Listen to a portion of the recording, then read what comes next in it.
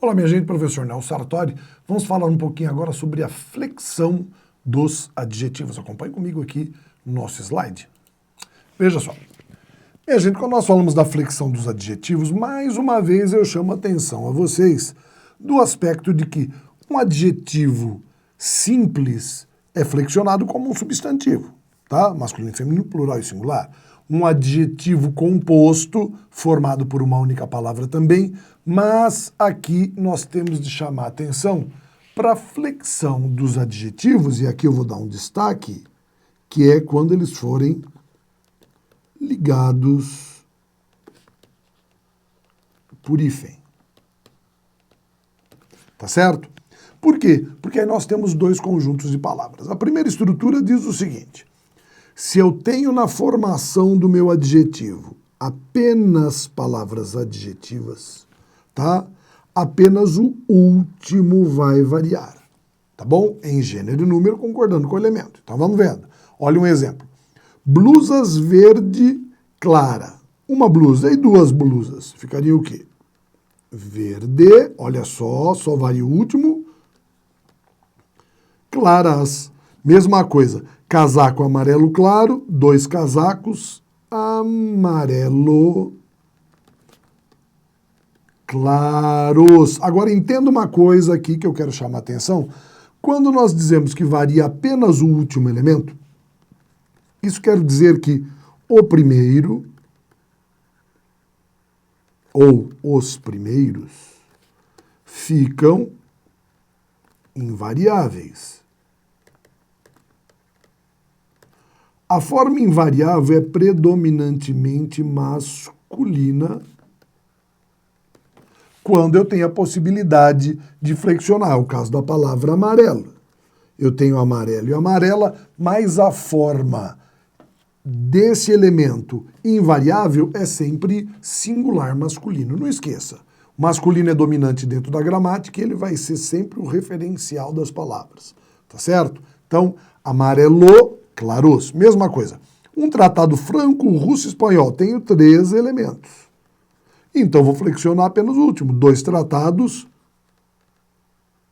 franco-russo-espanhóis. Uma hipótese analítico-expositiva, 2 hipóteses analítico expositivas.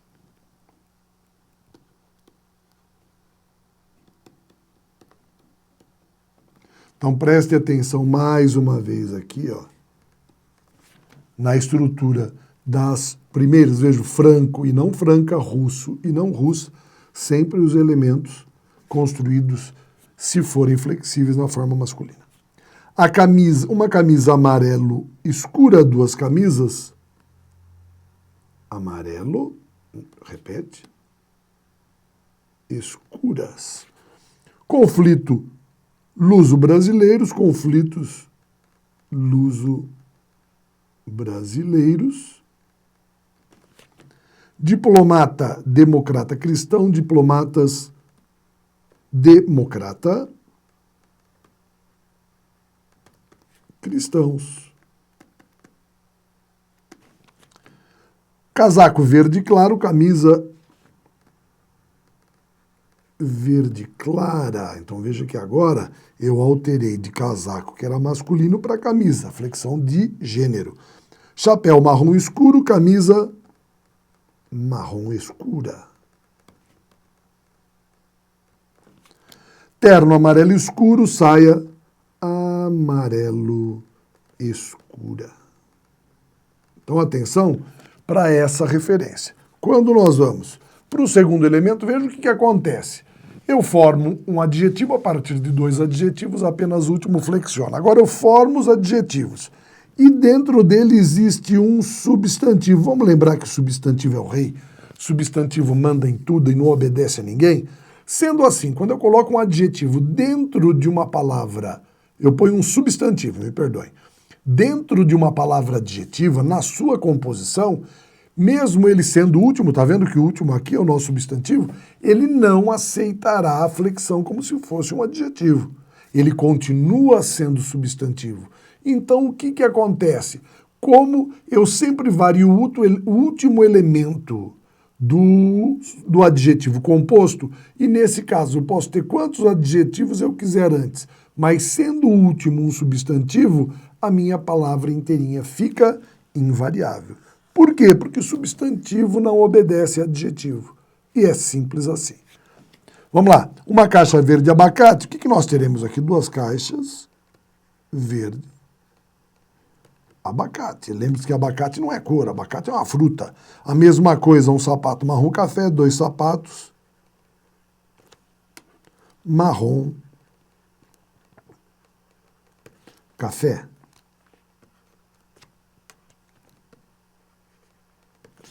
Uma camiseta verde garrafa, duas camisetas verde garrafa. Veja embaixo. Tecido verde musgo e saia. Não muda. Verde musgo. Não é porque houve mudança de gênero que agora vai mudar. Nem em cima em número, nem embaixo em gênero. Terno amarelo ouro, camisa amarelo ouro também. Terno verde limão, blusa verde limão também. Então, entenda bem aqui o que é que está acontecendo dentro dessa brincadeira, né? Nós vimos aqui a flexão do elemento dentro das suas perspectivas, né? Nós não temos e não podemos trabalhar dentro desse contexto a mudança e a flexão, principalmente porque nós estamos lidando com palavras de uma composição de uma outra que é derivada. Então eu tenho que seguir as regras.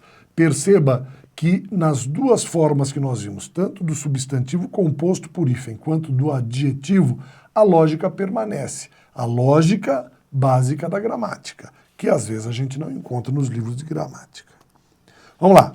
Pessoal, nós temos alguns tipos de adjetivo. Pessoal, o que é uniforme? Tá? Apresentam o quê? Uma forma para os dois gêneros. O homem e a mulher são simples, felizes, otimistas. Tá? Biforme é quando eu tenho ele também flexionado por gênero. Carinhoso, carinhosa, ansioso, ansiosa, mimado, mimada. Qual que é a importância disso? Falou assim, só para a gente lembrar. O que nós temos aqui agora dentro dessa relação? Veja, o grau dos adjetivos. Trabalhando o grau dos adjetivos, principalmente nós vamos entender agora uma certa diferença entre eles e o substantivo. Veja, eu posso comparar duas coisas em três estruturas básicas. Igualdade, superioridade e inferioridade. Ou seja, tão quanto igualdade, mais do que superioridade, menos do que inferioridade. Então essas relações, elas são o quê?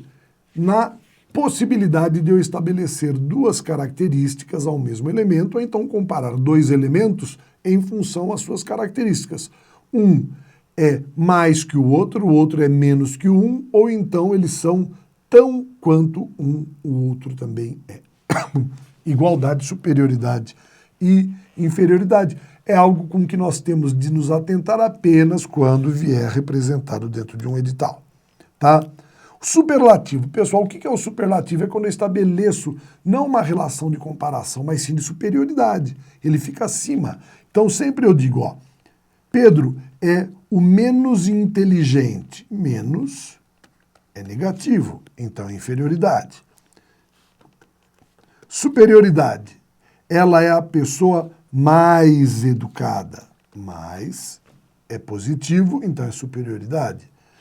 E eu tenho o quê? As estruturas absolutas. O que é absoluto? É quando eu não estabeleço, tá, uma relação. Então vejam, quando eu digo relativo, é porque Pedro é o menos inteligente em relação à turma, que ela é a pessoa mais educada em relação ao mundo, que é a sobremesa é muito doce. Vejam o que acontece. Eu não tenho a relação de comparação feita em cima. Então aqui é que nós chamamos de estrutura absoluta, porque eu estou mostrando a superioridade do meu elemento mas sem para isso compará-lo com coisa alguma. Por separá-los e dizer que ele é muito doce, eu chamo de analítico, porque veja aqui embaixo, eu posso sintetizá-lo numa única palavra e dizer o quê? Dulcíssimo, tá? Ou docílimo, que também serviria. Essa é a forma sintética dessa construção. Vamos ver, então, agora, como as questões se constroem dentro dessa relação, né? Como a gente constrói isso tudo dentro da relação das provas de concurso público. Então, acompanhe comigo aqui. Por exemplo, uma questão da Cesgran-Rio. Considere a seguinte passagem do texto.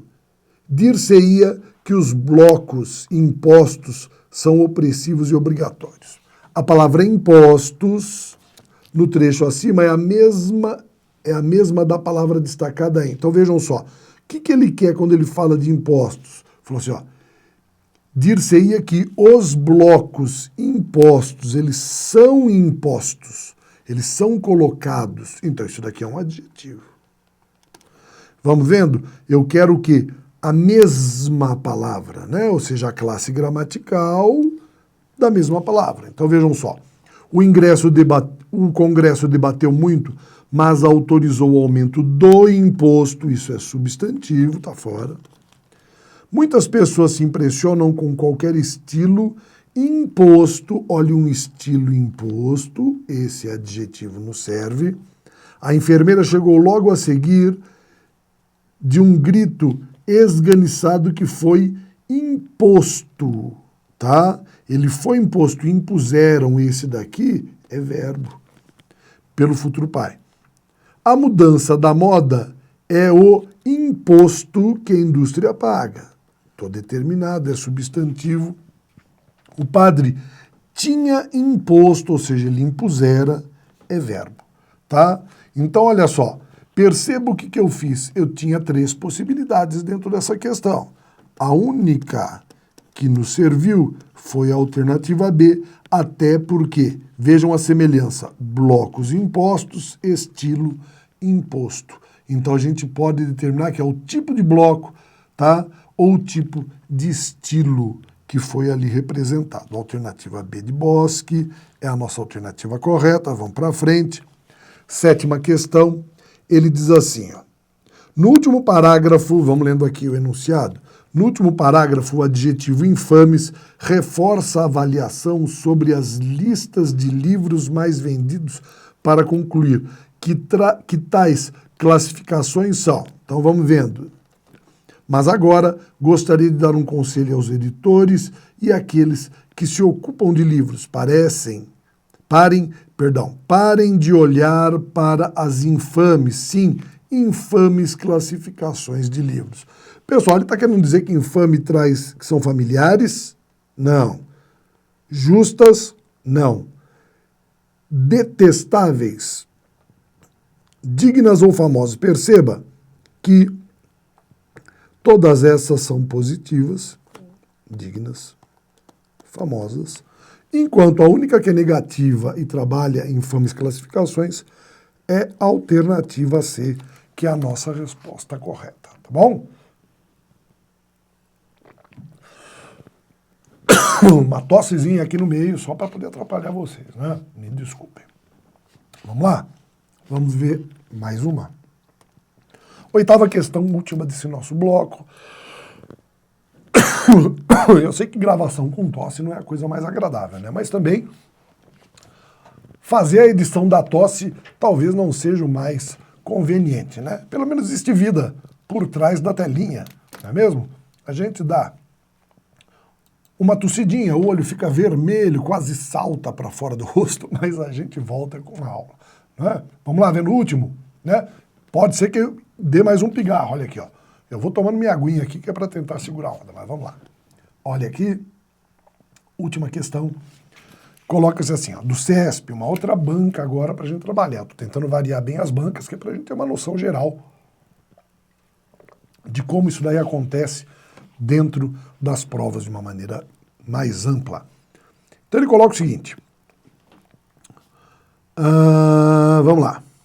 Lendo o enunciado sempre. O adjetivo aterrador, na linha 23, está aqui, modifica a palavra espetáculo na linha 22. Lembre-se que a gente coloca as linhas aqui justamente que é para você poder ter uma ideia, né, do que está acontecendo, pelo menos pela proximidade ali dessas relações, né? Então, vamos vendo, olha, tá bem aqui do ladinho dele. Então ele está dizendo o seguinte, que aterrador modifica a palavra espetáculo conferindo-lhe sentido. Então, diante do espetáculo aterrador, quem que é aterrador? É o espetáculo. Não é dele que nós estamos falando? Então é lógico que ele confere sentido porque ele modifica. Essa é uma alternativa correta, porque ele está mostrando ali a relação do elemento, né? Ele está mostrando a relação que existia entre o adjetivo e o substantivo.